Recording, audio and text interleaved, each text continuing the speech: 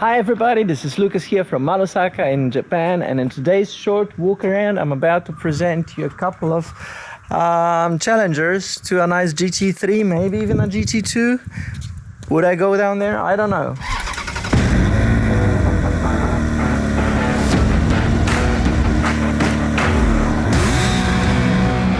We've got a V8 and we've got a V10. Both come from Italian makers Ferrari and Lamborghini. Over there we have a 360 Challenge Stradale. Over here is a Gallardo Superleggera, so quite unique, quite rare cars. Unfortunately, both come with an automatic gearbox.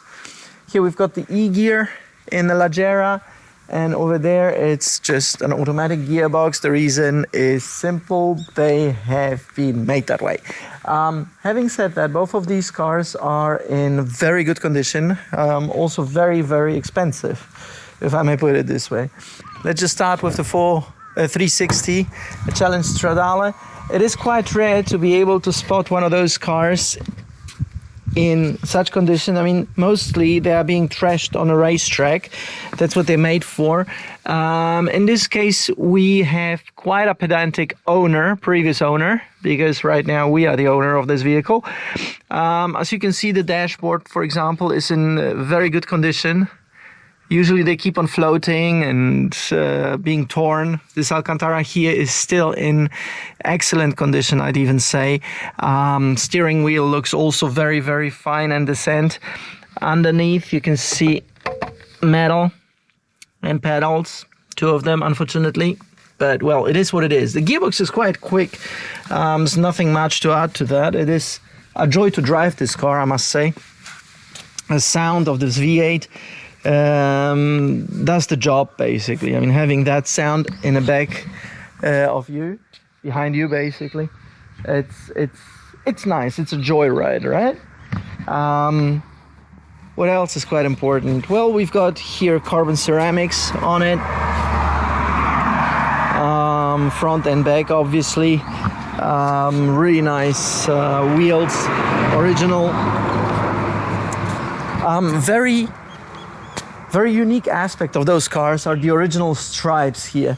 Well, in this case, we don't have the original stripes. The reason for it is very simple. It used to cost $10,000 as an upgrade, and to spot the difference between original and non-original stripes made by Ferrari is if they are clear coated, because they used to put this sticker underneath the clear coat. So the sticker went onto the paint, and then they put the clear coat on top. And this upgrade cost you, I mean, exactly same sticker. This upgrade cost you $10,000 when you bought it brand new. Now, because this car is a track car, the idea of this vehicle is a track car, majority of customers decided not to have the original stripes just because it costs $10,000, and it happens that you get a stone chip on track, or even worse, you hit something or somebody, and then, well, it's gone. Oh, that's the door open handle over there. It's kind of nice. Located here to reduce weight. Carbon fiber bucket seats. That's what I was looking for. And let's have a look at the engine of this vehicle. And just have a look at this beast. So you can see everything is also carbon fibered. Here. The outlets of the heat from the engine, mufflers. Very important, this Challenge Stradale aspect here. Those elements are also, the intake elements are also carbon fiber. V8 engine looks bloody clean. Look at the framework of it. I mean, it's pure aluminum. Nice Italian welds. I wouldn't say nice, but yeah, Italian welds. Quite interesting. I mean, it looks handmade, hand-milled. Let's just put it this way. Okay, let's do a cold start.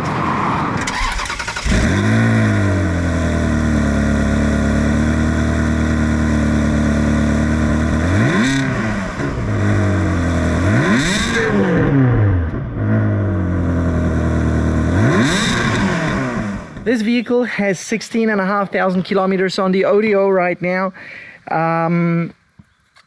It needs to have the timing belt exchanged. The last one was done 4 years ago. And according to the manufacturer of this vehicle, it should be done every 3 years or some sort of kilometers. I forgot the exact amount of kilometers that should be done. Nevertheless, it hasn't been done. We have to look into it.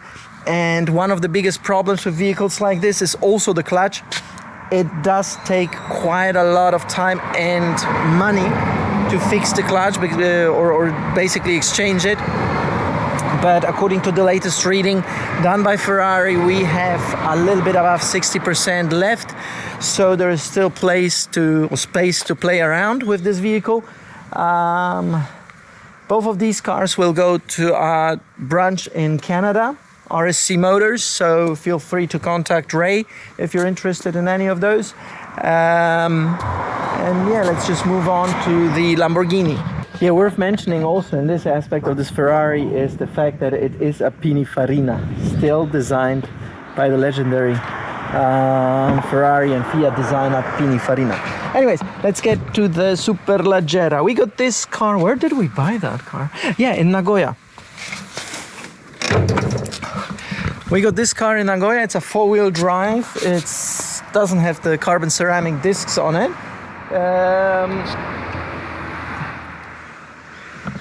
But it's got a lot of other carbon around, especially the cover. You can see the hinges haven't been removed. There's no signs of accident. The frame is solid. One side longer than the other. Engine needs a little bit of cleaning, but that's about it. Worth mentioning is the fact that this side has been repainted. There was no signs of accident. I couldn't find anything, any pate, any bondo to be put on this vehicle. It's just basically some scratches, most probably, or whatever, and they have been removed. It needs a bit of a polishing. I can see a couple of holograms appearing. Nevertheless, it needs a little bit of tiny touch of polishing, and the car is ready to go. Front hasn't been touched. There is no sign of repaint jobs. Had the pleasure of driving this actually, and it's a lot of fun. I must say it's a lot of fun to drive a Superleggera. It gives an individual feeling, of a much more aggressive feeling than a Ferrari. Ferrari is more settled, I'd say. This is aggressive. This is just brutal. Very important to mention are these speakers. They are aftermarket speakers put on this vehicle, but they drilled in so we can put the original one exactly in the same spot where the screws are of these speakers, to hide it, not to make it so visible. There's not many scratches on the carbon. The diffuser looks also very solid. I wouldn't have anything to add or to take away from this vehicle.